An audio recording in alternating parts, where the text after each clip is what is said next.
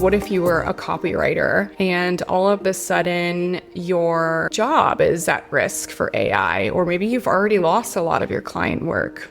What I would do in that situation to pivot is think of how to market to clients. People are using LLMs and everything's being auto-summarized with AI. A lot of AI-generated content that's written is being flagged as spammy. So if I was a copywriter, I would be pivoting and educating my office around the importance of making sure that your messaging and your writing isn't being flagged as spammy because you're not editing what an LLM writes for you, whether that be Claude or ChatGPT. That's a really good use case example of how to remain competitive and how to shift your marketing and your messaging around the age of AI. Welcome to How I AI, the podcast featuring real people, real stories, and real AI in action. Hi, I'm Brooke Raymer, your host and guide on this journey of the real-world impact of artificial intelligence. For over 15 years, I've worked in creative marketing, events, and business strategy, wearing all the hats. I know the struggle of trying to scale and manage all things without burning out. But here's the game changer, AI. This isn't just a podcast. How I AI is a community, a space where curious minds like you come together, share ideas, and I'll also bring you exclusive discounts and insider resources because AI isn't just a trend, it's a shift. And the sooner we embrace it, the more freedom, creativity, and opportunities we'll unlock. Have you just started exploring AI and feel a bit overwhelmed? Don't worry, I've got you. Jump on a quick start audit call with me so you can walk away with a clear and personalized plan to move forward with more confidence and ease. Join my community of AI adopters like yourself. Plus, grab my free resources, including the AI Get Started guide, or try my How I AI Companion GPT. It pulls insights from my guest interviews along with global reports so you can stay ahead of the curve. Follow the link in the description below to get started. Hi everyone, welcome to another episode of How I AI. Today I have a solo episode and we're going deep. I'm going to share more about myself so we can get to know each other. I want to cover some of the AI trends and news. I'm going to share about some of the tools I'm learning right now, speak about my personal experience with clients, tease some of the products I'm releasing soon. All right, I began my career in Los Angeles working across the entertainment industry, from documentaries and film festivals to red carpet premieres and music publishing. Later, I moved to New York City where I entered the tech world. I was working for a SaaS company focusing on email deliverability. I had some freelancing opportunities and consulting roles after that. And during COVID, I took a step back to deepen my spiritual practice. I became a certified life coach where I truly learned the art of effective listening, asking powerful questions, and how to really connect with individuals. After the world was back on its feet, I transitioned into hospitality marketing, overseeing brand partnerships and communications for a boutique hotel in Miami. A couple years ago, Mindvalley put out a conference about artificial intelligence. It was free online and it sparked my interest in this space. I recognized the enormous opportunities that lied ahead. I began learning and recently started consulting in the AI space, blending my marketing expertise, my tech curiosity, and coaching skills. I believe there has never been a more exciting time for creators and founders, and with AI, it's easier to bring our ideas to life and build what lights you up.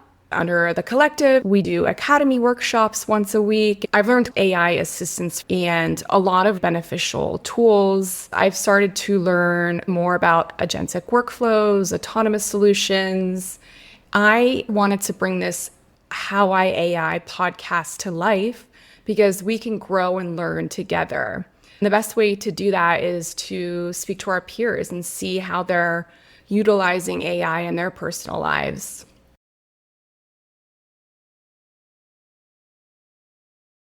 So let's speak a bit about some of the macro trends that I see coming up through AI.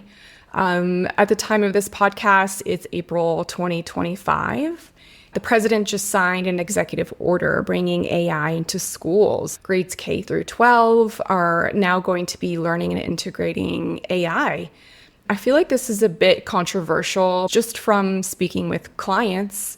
A lot of people are hesitant to bring AI into the workforce. They don't want their employees to become reliant and not retaining any of the knowledge or information. Should they need to recall it live on a call, right? And you can relate this to schools as well. What are we learning if kids can use AI? I like to challenge that and think, well, what are you teaching that AI can't replace? And how are you making your students more competitive in the workforce?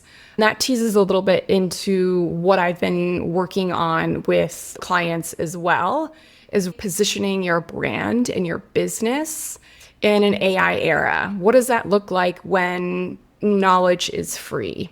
People are able to go to a GPT, and it raises the question of what are we really learning and teaching and needing to do anymore, and adapting and pivoting in the ways that are necessary.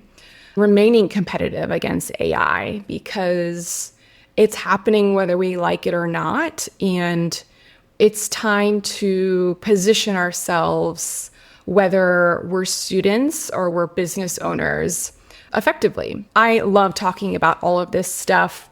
The Work Trend Index annual report came out from Microsoft. It's an annual survey, and Microsoft looks at how AI is reshaping knowledge work inside organizations. One of the things that they mentioned in this report, and I'm happy to link it out as well, is that companies are moving from AI assistants to more autonomous agent-run workflows, where every employee becomes an agent boss while humans set direction and agents execute. I have been speaking a lot with my peers and colleagues about this, how already agents have entered the workflow. If you don't know what an agent is, I'm putting together a really easy get started guide with AI where it breaks down this vocabulary. In my get started guide, I'm going to share links to communities I have found supportive that give you a lot of how-to guides, how to get started. One of the greatest ways to explain what an agent is able to think and make decisions and improve on its own. Think of the concept of AI can create a recipe for you versus an agent is able to go in and be the cook in the kitchen that adapts with the ingredients, that improves as it goes, and is able to do it full circle. And going back to this annual report, they are talking about agent bosses. What is an agent boss? Companies are already adapting this 1-to-6 approach where one person is overlooking 6 agents. This is happening real time. People are going in and replacing staff with agents and are now hiring agent managers. That is a big shift in the employee marketplace. This is why it's super critical to start learning AI. You want to be the person that is able to readily manage and oversee AI and be familiar with how to speak to AI to be adapting and staying ahead of this knowledge. OpenAI just released its own academy recently as well. So there are many places online that you can go and be learning this for free. I'm also going to share some of my favorite newsletters, how I stay up to date with everything that's coming on through AI. So definitely keep a lookout for that Get Started guide I'll be sharing soon on my Instagram. Another great report that came out was the Future of Jobs report in 2025 by the World Economic Forum. This is a global survey. It talks a lot about what to expect between now and 2030 with the job market. They believe AI is going to create 170 million jobs and displace another 92 million. Just when the internet came out, there was no such thing as digital marketing. New jobs are being created that we haven't seen before. What does it look like to be an agent boss or an agent manager versus an employee manager? The Future of Jobs report shared that 39% of core skills are going to change. So think about everything that you do day to day. 39% of those core skills are no longer going to be relevant by 2030. And a lot of that is happening in real time now. How are you replacing and growing that 39% with new skills that are needed in this new job market and in this new day and age? My goal is to be consistently sharing news and what I'm learning with you in real time online. Feel free to follow me on Instagram. I have a few different accounts. I have one called Brook Studio. That's where I'm currently spending a lot of time talking about branding and strategy in the AI era and how to position yourself. I'll also share any hacks that I'm learning. You can follow howiai.podcast for updates on guests that are coming up and key findings that they shared. I'm also launching a community, and this is going to be where all of my show notes are going to live. And I'm working on uploading the videos from my podcasts to YouTube, and I want to encourage people to go in and be commenting and sharing about their key learnings and findings.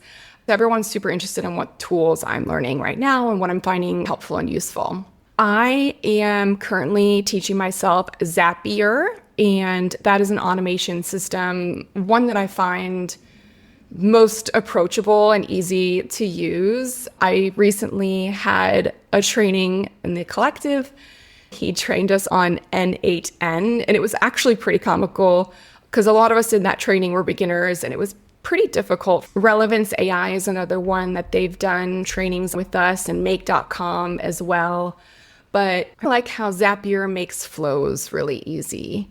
You can tell it what you want in layman's terms, and it's flows that integrate with a lot of the tools that you might already be using. My clients are already using tools like Notion, Slack, Trello, and you can create what they call zaps of once this trigger happens, then do this.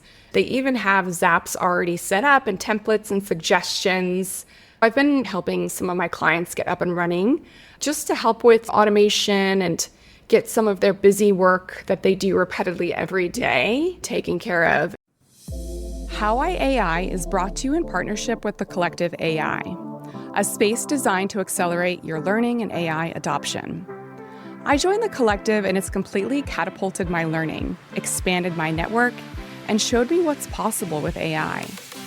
Whether you're just starting out, seeking community, or want done-for-you solutions, the Collective gives you the resources to grow your business with AI. I had another really fascinating conversation with a colleague recently just about how these LLMs can hallucinate. And he told me about a creative solution he's been doing for a couple years now called a RAG system. You can connect it with Notion or Airtable. I'm not going to go in depth about the technicalities of it, but I can share a link in the show notes. I know ChatGPT recently updated where you can connect your Google Drive and use that as your shared database as well. But I believe that the RAG system is still more effective for preventing hallucinations. So that is another cool thing I learned this week. So that brings me to positioning yourself in the AI era.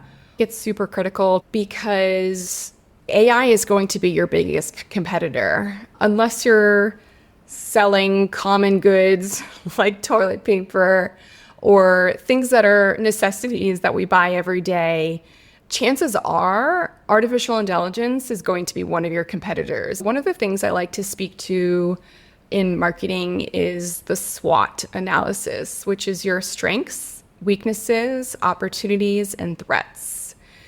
Your personal strengths are going to be what humans do better than AI and how to use that as leverage. This can be things like emotional intelligence, instinct, your lived experiences, storytelling and highlighting those experiences, because AI doesn't have a lived life like you do. Think about a year from now when everybody has a ton of Instagram accounts that are automated. Think about how convoluted the space is going to be, and make sure your brand doesn't sound like everybody else, and really fine-tuning your unique intrinsic value. Obviously, AI has a lot of opportunities where you can delegate your work. You have a lot of time to put into creative pursuits and get to know your client, reach them more individualized and hyper-personalized, standing out in this algorithmic sea of sameness. If your brand feels too produced, people aren't going to connect. There's this huge false urgency to scale fast. I think it's never been more important to slow down and get crystal clear on who you are as a brand and what makes you unique and why people should come to you versus going to AI to learn or having AI create the website for them. There's a lot of jobs that are being disrupted right now when it comes to copywriting and creative assets, and outlining what makes you unique and why people would want to come to you versus having AI do it. AI really should be used to support your zone of genius, not replace it. But what I really want to encourage everybody is information is free. And everything we've ever wanted is at our fingertips at a push of a button. With AI giving everyone the same tools and playbooks, everybody's going to be professional at the algorithm. Everybody's going to know how to do email marketing at the top of their game. It's no longer going to be about who can execute. It's going to be about who can really originate. I recently had the opportunity to speak here in Miami at a Women in AI panel. It was an amazing evening. I thought it would be fun to share some of the questions that we had there with you all. One of the questions was career stability with AI and everything being automated and what my thoughts were. I feel like it's a critical time to be upskilling right now. It's super important to take a pause in your business and to be working on your business rather than so involved in your business. It's going to pay off in the long run if you take that time and integrate new systems into your workflow, be able to pivot where you can. I thought it'd be fun to share examples online. I'll do that in the coming weeks of suggestions I have for how to pivot. An idea that came to mind, an example is, what if you were a copywriter and all of a sudden your job is at risk for AI, or maybe you've already lost a lot of your client work? What I would do in that situation to pivot is to think about how to market to clients, and people are using LLMs and everything's being auto-summarized with AI. A lot of AI-generated content that's written is being flagged as spammy. So if I was a copywriter, I would be pivoting and educating around the importance of making sure that your messaging and your writing isn't being flagged as spammy because you're not editing what an LLM writes for you, whether that be Claude or ChatGPT. That's a really good use case example of how to remain competitive and how to shift your marketing and your messaging around the age of AI. Another question from the Q&A I was in recently was, how are you preparing your clients for the AI era? It's a very unique time where there's more people working for themselves than ever. I think that what's going to help people stand out is the ability to remain agile. Things are going to be very shifty for the next couple years, and to encourage experiences that sharpen those skills. I've been going to a lot of summits and retreats. I just went to Emerge here in Miami. I also went to an AI agent summit. I'm going to a hacker house in Bali this summer. And the intentionality of putting myself in a space of creativity and also hear how everybody else is adapting and using AI.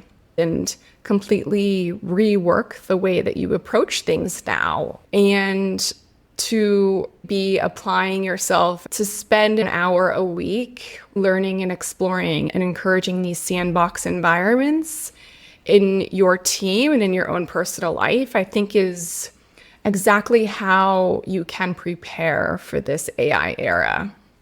The last point I want to make, a lot of ideas that I've seen other people act on quicker, which is teaching me to act faster. In the age of AI, the faster you can act on your ideas, the better. If you have a good idea, a lot of people probably have similar ideas, and it's the first person who acts that will get rewarded. How quick can you execute on your ideas? Do you have an idea right now that you're sitting on that would be a great opportunity to execute in the age of AI? We're really in a blue ocean moment. It's never been an easier time to build a website, create an app, vibe code, and really get these things out into fruition. Just a word of encouragement, because chances are you're in a unique industry or you're in a niche industry. You have a solution to a problem that a lot of people can benefit from. I am super excited to go to the Hacker House in Bali this summer because I had a lot of ideas I want to execute on. I'm excited to be meeting with the collective and build. That's my goal this year, is to build more. Look out for exciting product announcements coming from the community. I'm going to do an entire offering around the benefits of custom GPTs, share a lot of my favorite ones that are already out there, because we don't need to reinvent the wheel. I have a really exciting guest coming up. She works in the coaching space. I have a bit of experience in coaching as well. I'm excited to hear how she's integrating AI. She seems to be automating a lot for her social media. I am going to be interviewing a newsletter marketer who has brought her subscriber list to over 30,000 followers. I also have another woman that is fantastic when it comes to marketing, automation, and has been getting into the robotics space. A lot of cool guests coming up that I can't wait to share with you all. So thank you so much for listening on my first solo episode. It was great to share a bit more about my ideas, what I've been thinking, some of the projects I'm working on. There's just going to be a wave of really cool technologies and products coming out in the coming months and coming years. It's a really exciting time to be alive, and I'm excited to be on this ride with you all. I do want to ask, if you've enjoyed this episode, reach out to me. Share this with a friend. I would love if you could rate and review. This really helps the podcast get out to more people. If this helped you think about AI differently, send it to one person who needs it. I'll do some more solo episodes in the future. Reach out, share some questions. All right. Thank you again for tuning in, and I'll see you on the next episode of How I AI. I hope today's episode opened your mind to what's possible with AI. Do you have a cool use case on how you're using AI and want to share it? DM me. I'd love to hear more and feature you on my next podcast. Until next time, here's to working smarter, not harder. See you on the next episode of How I AI. This episode was made possible in partnership with the Collective AI, a community designed to help entrepreneurs, creators, and professionals seamlessly integrate AI into their workflows. One of the biggest game changers in my own AI journey was joining this space. It's where I learned, connected, and truly enhanced my understanding of what's possible with AI. And the best part, they offer multiple membership levels to meet you where you are. Whether you want to DIY your AI learning or work with a personalized AI consultant for your business, the Collective has you covered. Learn more and sign up using my exclusive link in the show notes.